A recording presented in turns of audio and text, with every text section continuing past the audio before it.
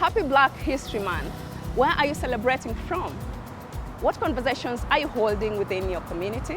President Gerald Ford, during his reign, called upon the public to seize the opportunity to honor the too often neglected accomplishments of Black Americans in every area of endeavor throughout their history. Today, Black History Month in the U.S. is a time to honor the contributions and legacy of African Americans.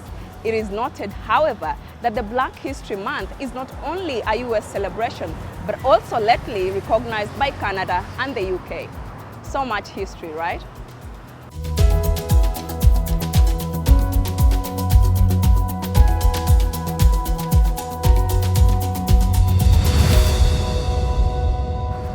Hello and welcome to Diaspora Life with me, Pasil Telewa, and my co-host, Chris.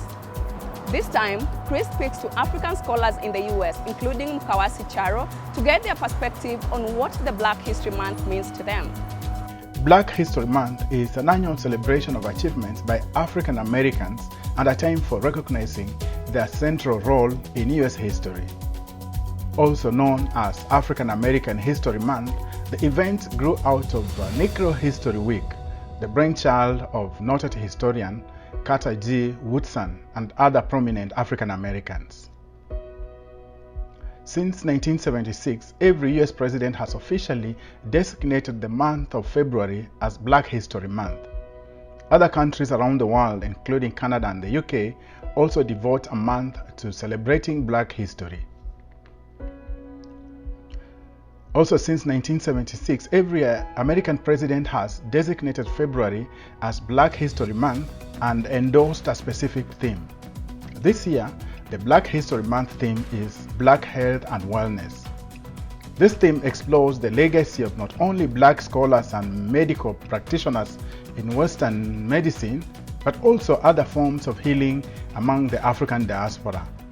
The 2022 theme considers activities, rituals, and initiatives that Black communities have done to be well and stay well. For Black families in the diaspora, this month is a period in which they gather their children at the dinner table and narrate to them stories of the Black man's struggles, triumphs, and innovations. Over the years, as an African journalist in the US, I've always sought out Mukawasi Charo Hall to put such events in perspective.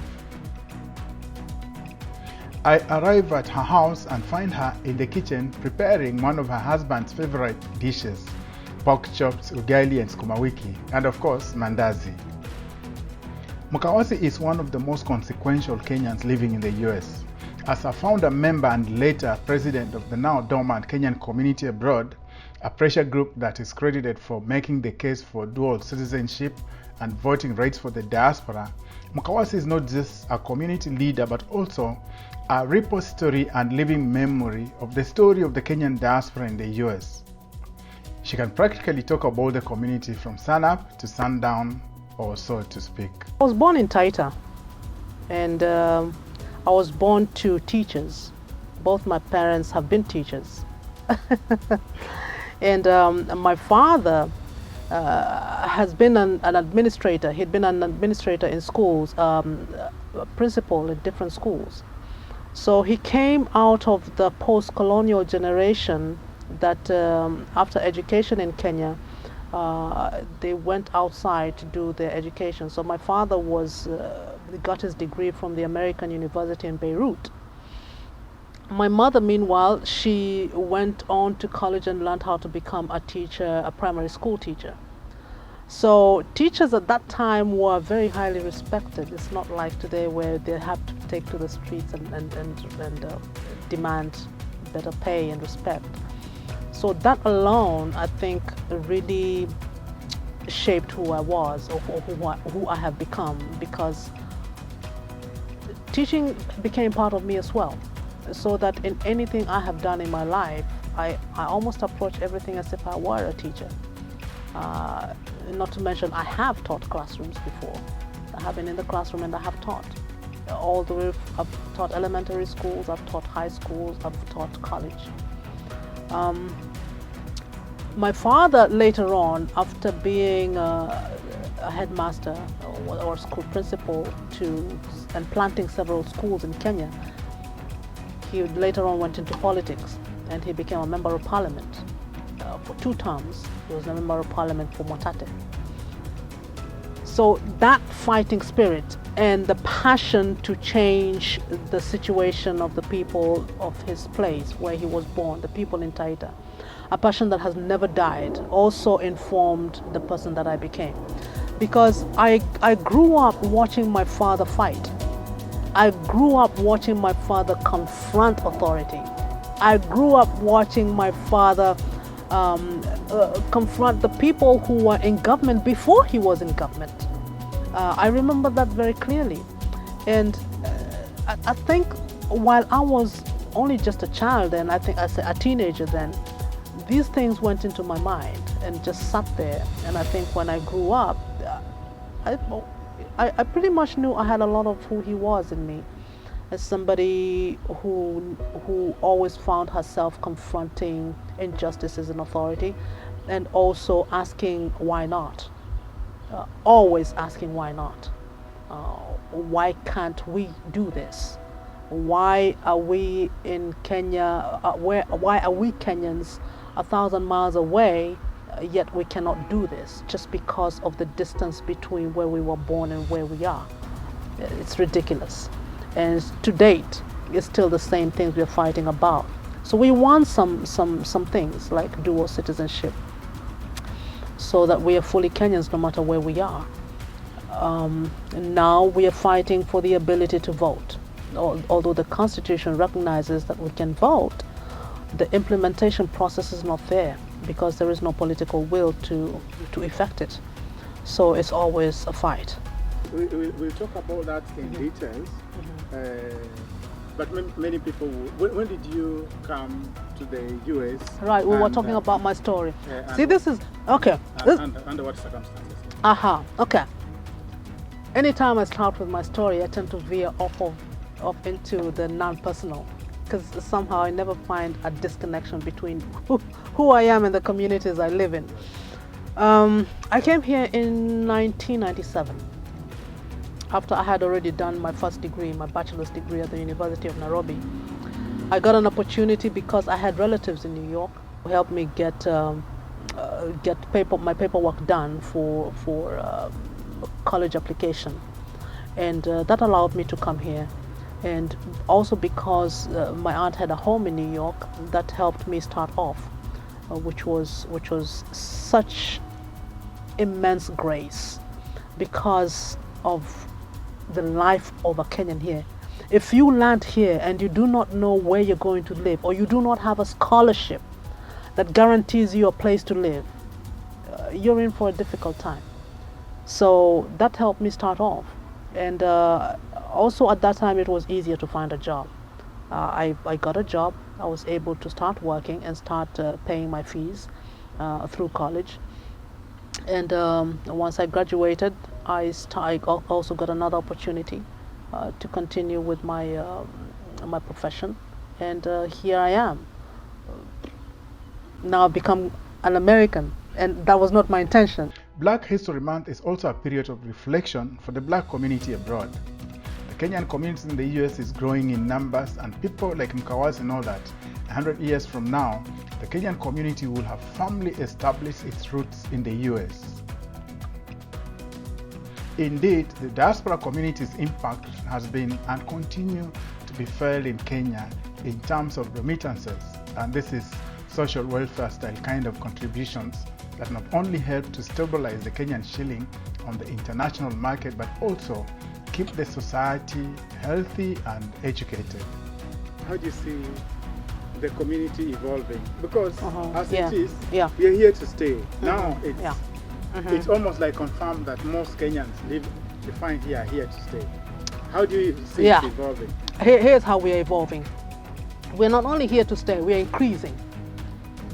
And even Trump's administration's efforts to kick immigrants out, all immigrants that are out of status, even the ones who are still in status but find a glitch anywhere. You've heard all kinds of strange stories. Even with the Trump's administration being very harsh on immigrants, Kenyans in the diaspora are increasing. So we better find a way to thrive.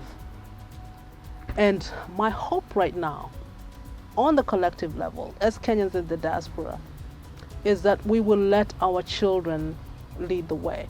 Because, and by our children, I mean the generation of Kenyans who were born here to Kenyan parents who are over 18. Yeah, there's some very smart ones even who are 16 and on. I've met them. I mean, empower these kids.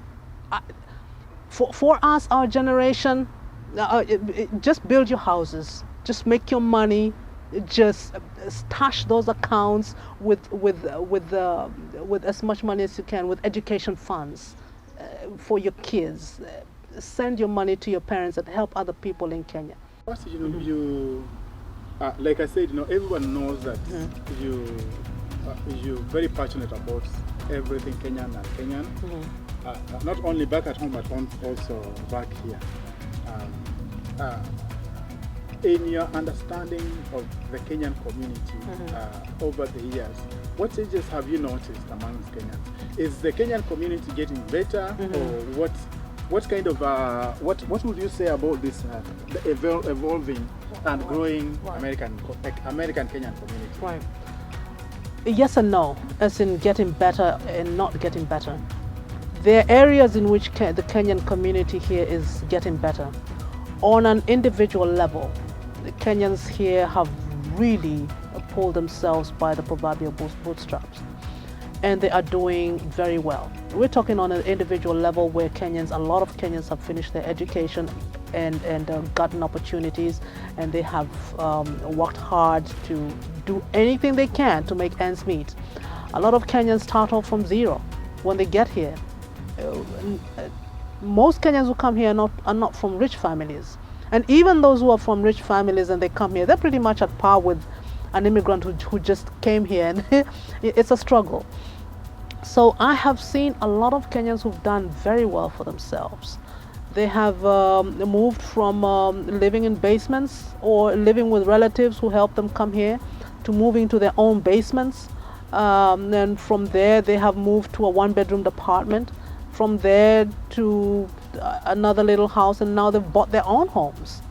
They are now raising families. For the 2 decades and more that I've known Kenyans here, some of them that I met were single, just like me. Now they're raising families, and they have helped their people at home. They send a lot of money at home. And just by the mere fact that the totality of Kenyans here send so much money in Kenya, every year it increases, right? Because that number of remittances increases every year, it tells you something. One, that the number of Kenyans who are coming in here are increasing annually, and two, that their productivity is increasing as well. So that's on an individual basis. On a collective basis though, Chris, it's the opposite. We've been going down. There is no Kenya in the US. The only time you really call yourself a Kenyan is if there's a context of being questioned about what country you come from. But the concept of Kenya disappears when you come to the US. What remains for Kenyans here is the ethnic identity. But even as this community grows and its impact is felt both at home and abroad, it still also remains as one of the most divided communities in the US. Balkanization along ethnic and tribal lines has ensured that the community remains divided with no collective voice to advocate for voting rights and representation in the governance and leadership structures at home. This is what really breaks Mkawasi's heart as she marks another Black History Month in the US. Lastly, Mkawasi, 20, 50 years from now, where do you see the Kenyan community in the US? I actually have a very optimistic view of the Kenyan community in the US 20, 30 years from now. Very optimistic.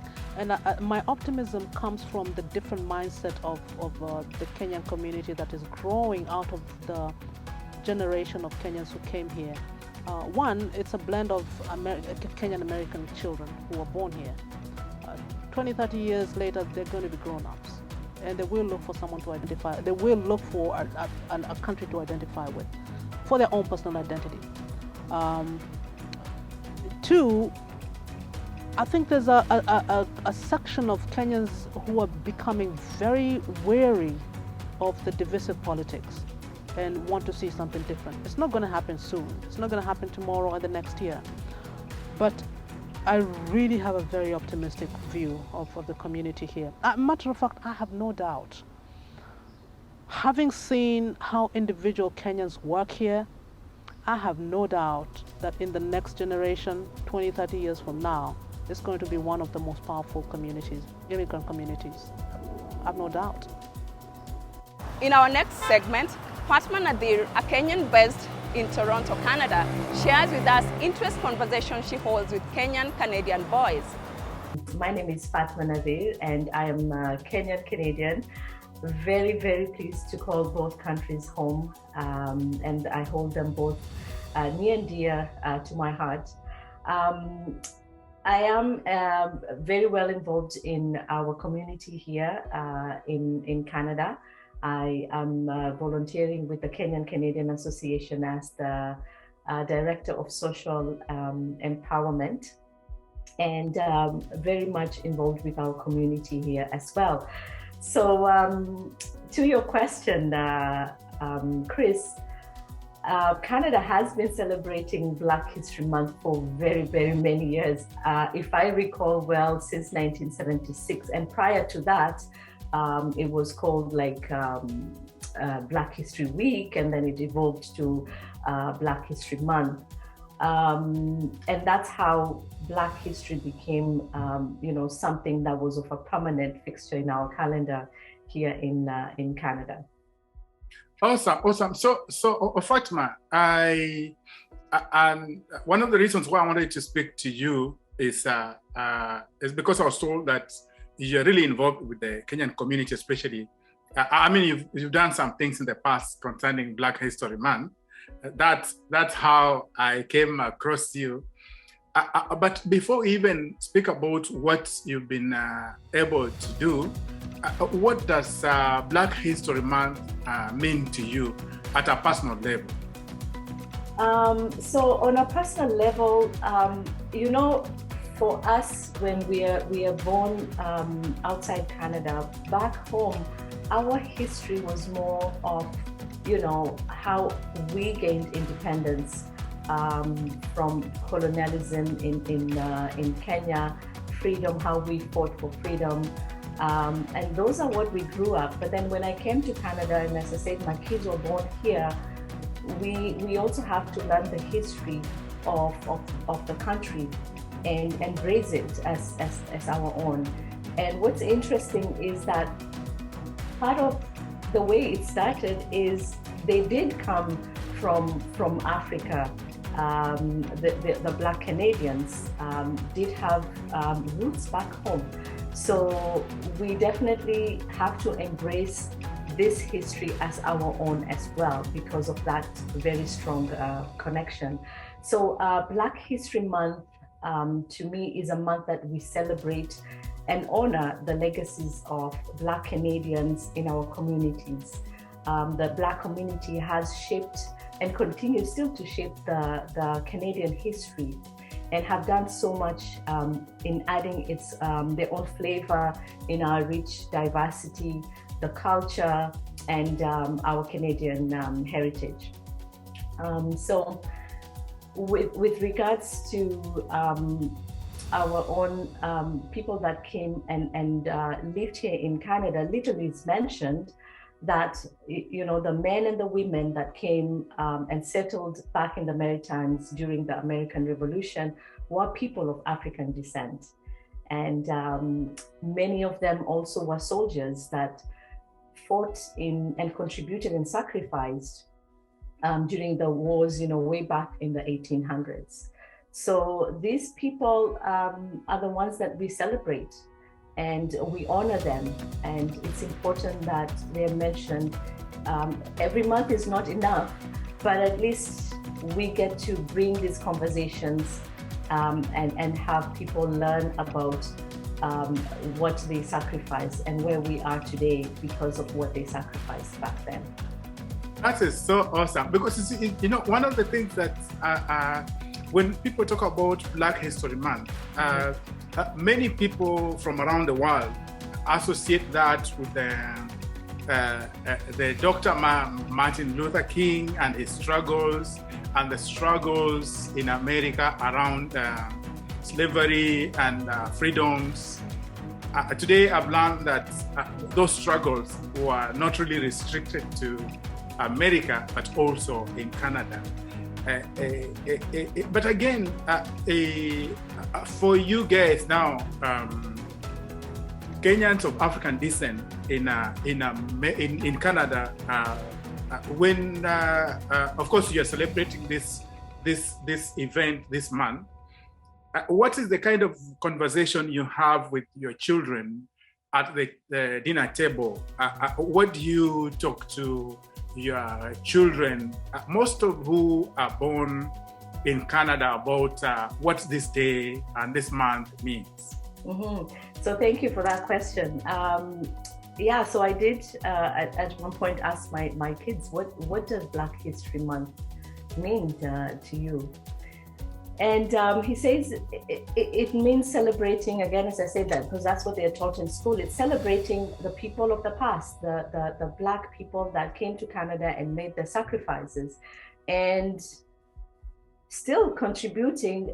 Right now, we are struggling as well. There is some sort of struggles that they have to experience. So it is back then and also right now, as we have to continue these conversations. I was quite impressed with his answer, because it's not just on the past, but even at the present moment, that these conversations still have to happen. Because you know what, the history has been is in the past.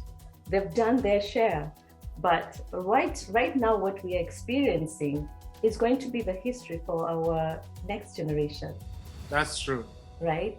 So that's the kind of conversations that we've had. So I know you guys have not you, but different groups have a different activities scheduled during this month. We are coming close to the end of the month, especially in the US. Are you doing something in terms of preparing for, I mean, just as a continuation of the kind of conversations you've been having with the Black community in Canada concerning this month?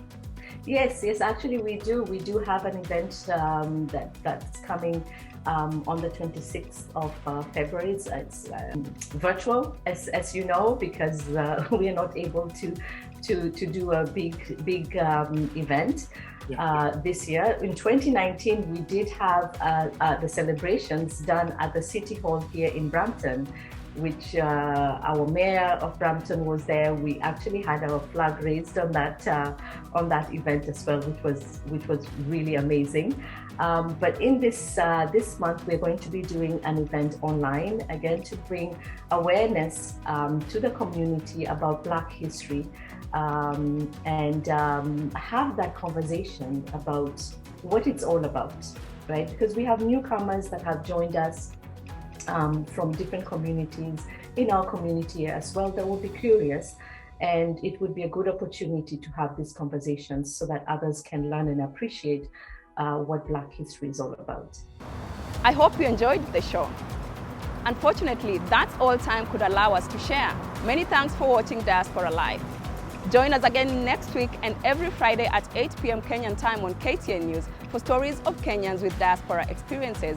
Do you have a story you'd like to share with the world? Let us help you tell it by sending us an email through diasporalife@standardmedia.co.ke or DM our social media platforms at diaspora_life and at KTN News Kenya. Remember to download Standard Fix app for lots of juicy stories both in Kenya and the diaspora. You can also follow me at Pasil Telewa on Instagram, Twitter, Facebook, and TikTok for more interaction. Wishing you a fantastic evening and see you again next week, same time, same place.